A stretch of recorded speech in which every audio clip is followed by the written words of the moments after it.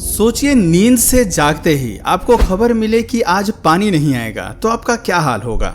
जाहिर है आप बहुत परेशान हो जाएंगे, क्योंकि जल हमारे जीवन का सबसे अहम हिस्सा है, या फिर यूं कहें कि जल ही जीवन है। इसके बिना जीवन की कल्पना करना मुश्किल है। लेकिन वो दिन दूर नहीं जब पूरी दुनिया जल संकट से जूझ रही होगी, क्योंकि इसका आगाज हो चुका है। कभी दुनिया का चौथा सबसे बड़ा सागर कहलाने वाला अराल सागर अब पूरी तरह से विलुप्त हो चुका है। इतिहास में यहाँ कभी नाव चलती थी और इन नाव के जरिए मछलियाँ पकड़ने का कार्य खूब किया जाता था। यहाँ हर साल प्रवासी पक्षियों का दीदार करने का मौका मिलता था। और तो और ये सागर न जाने कितने लोगों के लिए आजीविका का मुख्य स्रोत था। लेकिन अब यहाँ खड़ी बड़ी बड़ी नाव जंग खा रही हैं और यहाँ पानी के बदले केवल रेत ही रेत नजर आती है। पानी सूखने की वजह से सागर ने रेगिस्तान का रूप धारण कर लिया है। लिहाजा आज इस गंभीर मुद्दे पर चर्चा करेंगे कि आखिर अराल सागर के नष्ट होने की क्या बड़ी वजह हो सकती है, इसके खत्म होने के पीछे किसका हाथ है और क्यों अब ये विशाल सागर हमारे बीच नहीं रहा। History of Aral sea. Aral सागर की विशालता का अंदाज़ा आप इस बात से ही लगा सकते हैं कि इतिहास में इसे स्पेस से भी देखा जा सकता है। दरअसल अराल सागर मध्य एशिया में स्थित एक झील है, जिसके बड़े आकार की वजह से इसे सागर कहते हैं। ये उत्तर में कजाकिस्तान और दक्षिण में उज़्बेकिस्तान के बीच स्थित एक इक्वेटोरियल लेक थी। इसका अस्तित्व 24,000 साल पुराना माना जाता है। स्थानीय भाषा में अराल का शाब्दिक अर्थ है द्वीपों की झील, यानी कि सी ऑफ आइलैंड्स, जो 1100 से अधिक द्वीपों का जिक्र करता है। कभी इस सागर का क्षेत्रफल 68,000 किलोमीटर स्क्वायर था, जो कि 2007 तक अपने मूल आकार के 10% पर आ गया है। आज तो हालत ऐसी है कि अब इसका 1% हिस्सा भी मौजूद नहीं है, क्योंकि अराल सागर इंसानों के लालच की भेंट चढ़ चुका है। Reason behind the Aral sea extension. Aral सागर की दुखभरी कहानी सुनकर आपका दिल भी पसीज जाएगा। साल 1950 तक यहाँ खूब चहल पहल रहती थी। रोजाना यहाँ मछुआरे मछली पकड़ने के लिए आते थे और करीब 60,000 लोगों के लिए अराल सागर जीविका का मुख्य स्रोत था। यहाँ बड़े स्तर पर मछली पकड़ने का कार्य किया जाता था। स्थानीय मछुआरों ने कभी कल्पना भी नहीं की थी कि अनेक मछलियों की प्रजातियों समेत अन्य समुद्री जीवों से भरे इस विशाल सागर का अस्तित्व यूं अचानक विलुप्त हो जाएगा। दरअसल रशियन साइंटिस्ट का मानना था कि अराल सागर का पानी बहुत महत्वपूर्ण हिस्सा है। इसका पानी सिंचाई और कृषि के लिहाज से काफ़ी फायदेमंद साबित हो सकता है। इसलिए सोवियत संघ के नेताओं ने एक परियोजना बनाने का फैसला किया। सेकेंड वर्ल्ड वॉर के बाद सोवियत संघ के लीडर निकिता खुश्चेव ने अराल सागर पर आधारित एक परियोजना को अमल में लाने का कार्य शुरू कर दिया। उन्होंने इकोनॉमिक प्रोडक्शन बढ़ाने के लिए ऐसी परियोजना का निर्माण किया जिसमें अराल सागर दफन हो गया। इस प्रोजेक्ट के तहत कपास की खेती और चावल की खेती के लिए अराल सागर के नज़दीक वाली ज़मीन को कृषि भूमि में कन्वर्ट किया जाना था। निकिता द्वारा इस परियोजना को शुरू करने के पीछे ये मकसद था कि मध्य एशिया और कजाकिस्तान के अंदर और बाहर कपड़ा कारखानों के बिजनेस को बढ़ावा मिले।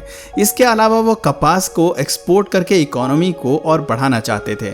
हालांकि उनकी मेहनत रंग लाई और कपास का प्रोडक्शन डबल हो गया। इस तरह उज़्बेकिस्तान का नाम दुनिया के प्रमुख कपास निर्यातकों में शामिल हो गया और पूरी दुनिया में कपास का 1/4 हिस्से का प्रोडक्शन करने वाला देश बन चुका था। लेकिन इसी के साथ ही अराल सागर की कहानी खत्म होने के कगार पर थी, क्योंकि 1960 के बाद के दशकों में पानी मोड़ने के लिए बनाई गई नहरों की गलत व्यवस्था और सूखे की वजह से अराल सागर की तट रेखा में काफी कमी पाई गई।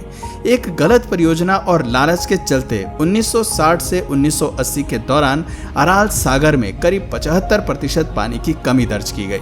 अराल सागर पर आधारित इस परियोजना को शुरू करने वाले अच्छे से जानते थे कि कपास और चावल की खेती के लिए पानी की सबसे अधिक आवश्यकता होती है, लेकिन इसके बावजूद उन्होंने सूखे इलाकों में कपास और चावल की खेती करने का कार्य शुरू किया।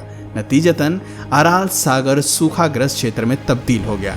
इस परियोजना के ड्राफ्ट पर बारीकी से नजर डालें तो आपको सारा मामला समझ आ जाएगा। 1960 में सोवियत संघ के सिंचाई प्रोजेक्ट के लिए अमू डारिया और सिर डायरिया दोनों नदियों के पानी को मोड़ दिया गया। इसके बाद ही अराल सागर के सूखने का सिलसिला चल पड़ा। इन नदियों के बहाव को डेजर्ट एरिया की सिंचाई के लिए विभाजित करने का फैसला किया गया था।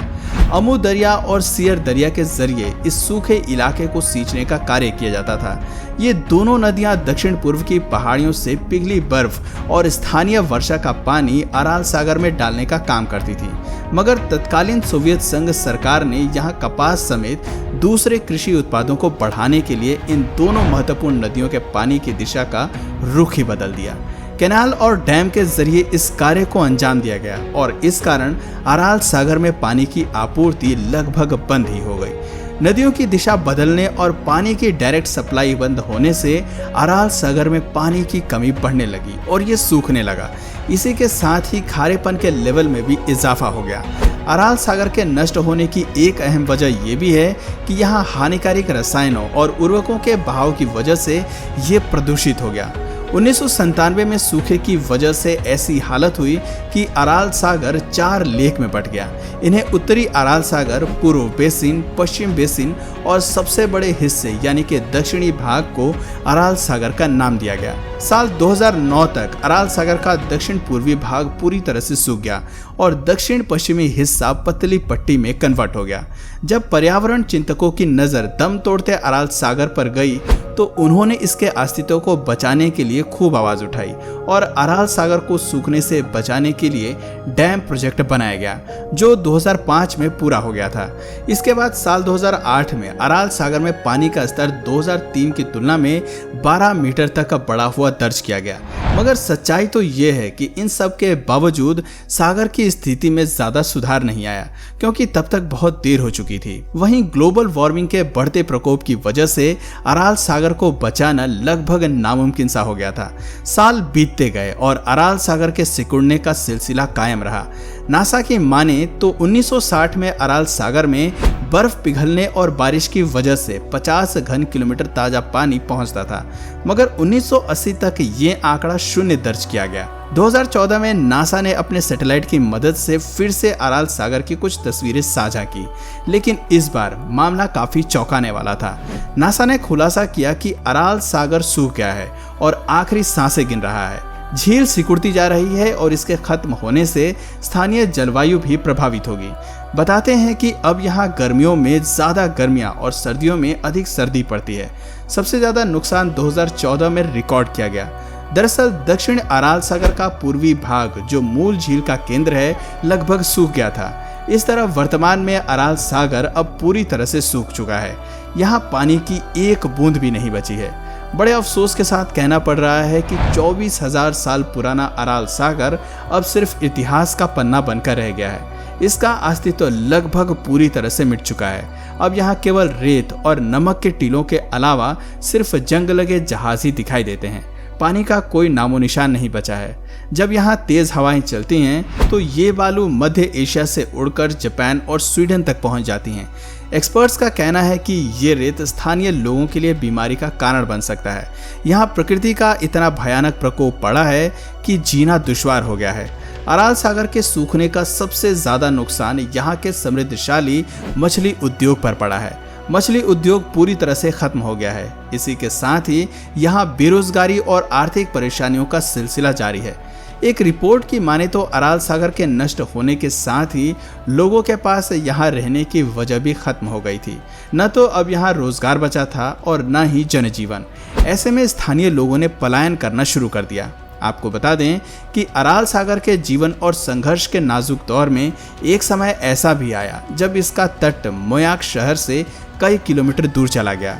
अब इस शहर में इतने कम लोग बचे हैं कि उन्हें आराम से गिना जा सकता है। वर्तमान समय में अराल सागर के आसपास वाले इलाकों में पेड़ पौधे लगाने का कार्य किया जा रहा है ताकि स्थिति में सुधार आ सके। सोचिए, कपास का नंबर 1 कॉटन एक्सपोर्टर बनने की होड़ में उज़्बेकिस्तान ने खुद अराल सागर का दम घोंटकर उसे हमेशा हमेशा के लिए दफन कर दिया। आपको सुनकर हैरानी होगी कि मौजूदा समय में उज़्बेकिस्तान का नाम दुनिया के टॉप 10 कॉटन एक्सपोर्टर के लिस्ट में शामिल भी नहीं है। ये केवल एक सागर के दुनिया को अलविदा कहने की दर्द भरी दास्तां नहीं थी, बल्कि मतलबी इंसान की वो सच्चाई थी जिसने अपने फायदे के लिए प्रकृति का एक अहम हिस्सा ही खत्म कर दिया। इतना ही नहीं, इंसानों के एक गलत फैसले की वजह से न जाने कितने सी क्रिएचर्स और पक्षियों की प्रजातियां विलुप्त हो गईं, जिसका हम अंदाजा भी नहीं लगा सकते हैं। दोस्तों, प्रकृति को बचाने के लिए इंसान को कौन से ठोस कदम उठाने चाहिए, आप अपनी राय कमेंट करके जरूर बताइए। और अगर इस वीडियो से आपको कुछ नया जानने या सीखने को मिला या फिर इंटरेस्टिंग लगा तो प्लीज़ इस वीडियो को एक लाइक करके अपने फ्रेंड्स और फैमिली में से ज़रूर शेयर करें। और यदि आप इस चैनल पर नए हैं तो प्लीज़ इस चैनल को सब्सक्राइब करके बेल नोटिफिकेशन आइकन को ऑन कर लीजिए, ताकि हमारे आने वाले वीडियोज़ आप मिस ना करें। मिलते हैं फिर किसी वीडियो में नए टॉपिक के साथ, तब तक के लिए नमस्कार।